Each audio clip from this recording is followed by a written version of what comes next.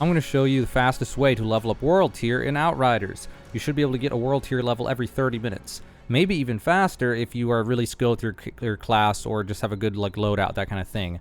So what you're going to want to farm, first off, is the quarry across the swamps. It's just those enemies where they run at you, the mutant enemies, whatever, that they just run at you, they don't use cover. You want to use these enemies when leveling world tier, because these enemies don't use cover. Any enemy that uses cover is going to stall you and just get you to waste tons and tons of time.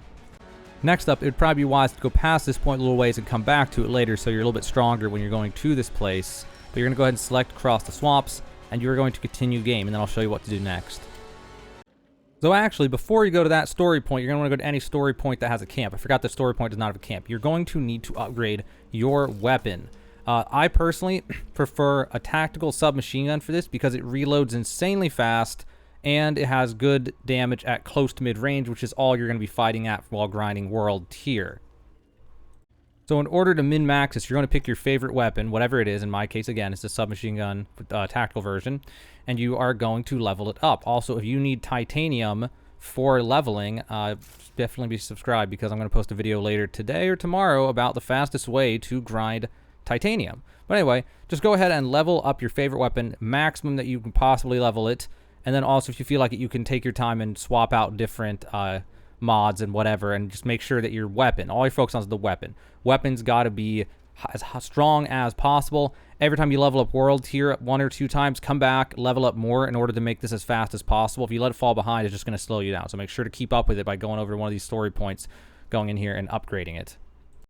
Also, it's going to make your life 10 million times easier if you can find gear that gives you weapon life leech. What I would recommend is just put on gear that has a weapon life leech, even if you lose a little bit of armor, even if you lose a little bit whatever, and just focus on your one good weapon, which in my case was a submachine gun, and put everything else, just whatever gear has weapon life leech, up to a certain point. You only need so much. Once you have enough, you can just face tank the monsters and never die. With the submachine gun, it reloads so fast that you're basically shooting forever, and you never have to stop. So as long as you can keep on firing at them, you will never die, and that'll make it so you're much less likely to die, which sucks if you die, because you'll lose a little bit of time, and you'll also lose a little bit of your world tier level. That's right, if you die, your world tier progress bar goes down a little bit. But anyway, now let's move on to that swamp story point. And one last time, so there's no confusion, it's at the quarry, cross the swamps. That's the story point that you will want to go for the actual farming of the world tier levels. So that story point will take you right here. So you're going to go all the way till you drop the bridge, and then you're going to let the cutscene activate. It'll throw you back out, and you want to make sure you activate the cutscene to ensure that it saves your actual world tier. I've had issues where if you just leave before a cutscene, then your world tier will reset. So that's pretty much it for the video. I mean, that's it. It's going to be this all the way till the end of this. Whatever your class is, whatever you're doing, you're going to want to go as fast as possible and just grind it out. And that should get you about world tier every 30 minutes or so, which is perfect if that's what you need. Where in my case, I beat the game and I was only world tier 10 or 9, I mean. And now I'm going to be doing this after making this video. I waited to do the video because I didn't want to, I wanted to actually be able to show world tier gains. But now I'm just going to, after this video, spend about 2 hours getting myself up to world tier 15 real fast just to get it over with. I don't really care to sit there and do quests or anything. So, yeah, the rest of this video, I'll just go ahead and run a quick route of this so you can see it for yourself. And again, if you are better than me at this game or whatever it is, then you can probably go faster. And it'll just be that much faster. Like, there's no reason you can't go faster than a level every 30 minutes, depending what class you are and depending on your skill level and your gear. All that. Also, right there is a perfect example of why life leech is so good. I could literally just face tank. I don't even have to try. I don't have to try at all. Plus, I'm using a PS4 controller, and aiming on PS4 is absolutely terrible because controller calibration settings in this game are completely awful. And it is about the hardest I've ever had to aim on any controller game ever in my entire life. I should have bought it for PC if I would have known it was going to be this bad with a controller, unfortunately. But either way, so you're just going to go through. It's all really good. The second half of this story is not good. So you're going to go through this one, you're going to go through, you lower the bridge, and then there's one where you go get lithium cells, and you're not going to do that part. You're just going to say no thanks, and just go back to the main menu, and then load it up again, and repeat.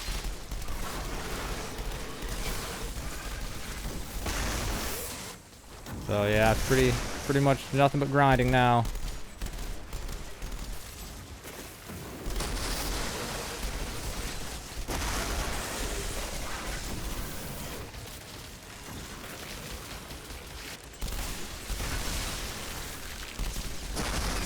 Man, life leech is completely insane, at least early and mid game. I don't really know what to expect late game when you're on the final expeditions and stuff. What would be the best? Someone was saying something about bullet something. I can't remember. Someone I was watching something about what was the most OP thing. And I don't know. But my goodness, for early and mid, just a submachine gun with life leech, completely broken. Like, you can just face tank bosses and just. The only thing you have to worry about with life leech is getting CC'd to death. Like, if you just get crowd controlled a bunch of times in a row, then you're screwed. I take it we're gonna need to tread carefully. It's probably filled up with mutated freaks by this point. We've been fighting over that goddamn hole in the ground since I can remember. But last time the insurgents took it back, Kurgan decided it wasn't worth any more of our time. We blasted the place and filled the road with mines to protect the front.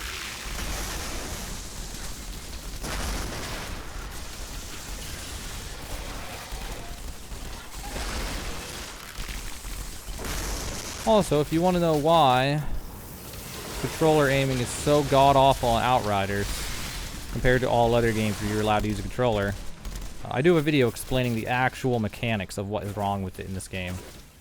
It all comes down to ramp-up time and delay, extra turning pitch and yaw to pitch ratios, and so on and so forth. There's actually so much more to controllers than people realize, and they are calibrated completely wrong on this game, to the point that it's actually insane. And then they tried to make up for it by giving you actual aimbot for, like, when you first ADS, which actually has its own problems, because when enemies are behind cover, it aims at the wall, because their stomach is usually behind the wall. Also, when it snaps the aim like that, like I don't think I explained it. It snaps it to their abdomen. So again, if they're behind a wall, then it'll just snap to a wall instead of them, which is super annoying.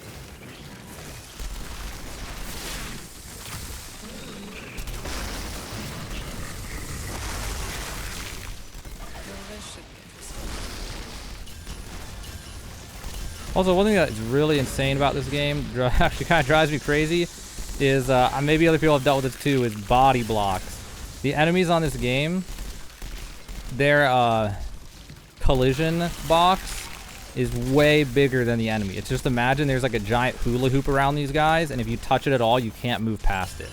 That is basically what you're dealing with the enemies in this game. And it is super annoying.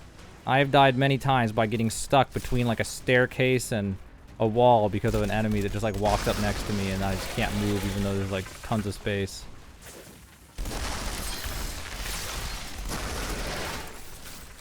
So, oh, one more. Gonna be basically doing a speed run. Just go as fast as you can through everything on this. The faster you can go, the faster you can get these world tiers. And again, I think that if you had a good build and you're the right class and you're playing on PC so you can actually aim, you could probably do a whole cycle of this in like 7 minutes or something. And if you do that, then you could probably get a world tier level every 20-25 minutes. And then it'd be crazy fast. Then you could hit from like 10 to 15 in like 2 hours or less.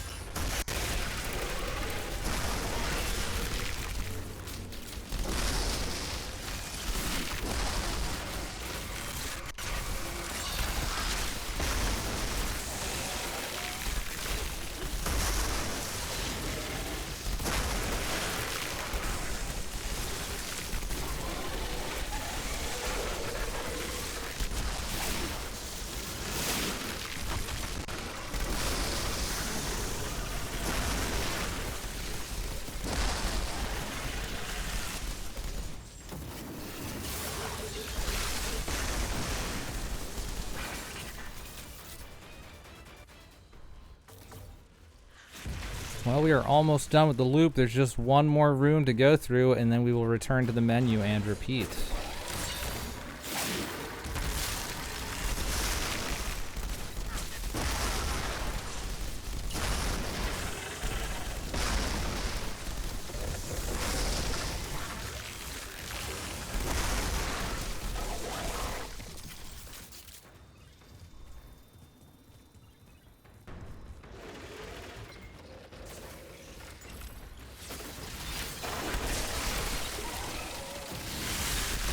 Here's the body blocks.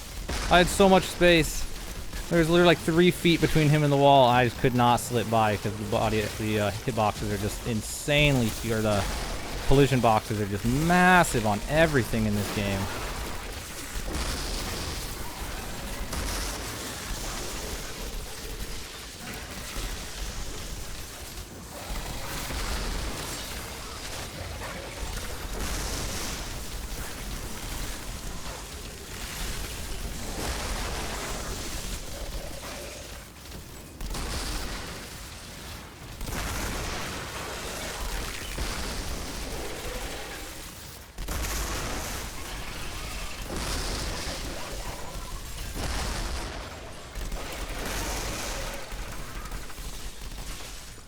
Alright, moving on.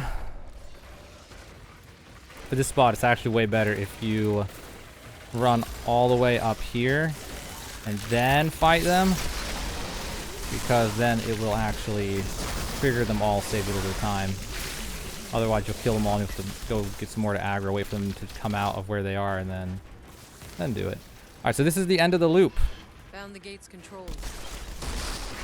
You're going to do that, you're going to kill that guy, and then you're going to lower the bridge. This will activate a cutscene. Make sure you do this to make sure that you actually get your world tier. I have had weird things on boss fights and things where world tier, it doesn't actually give it to you if you don't just like activate the cutscene at the end of a thing. It should be fine without it, but it's just safer to just go ahead and activate that and be 100%. So activate that, skip that,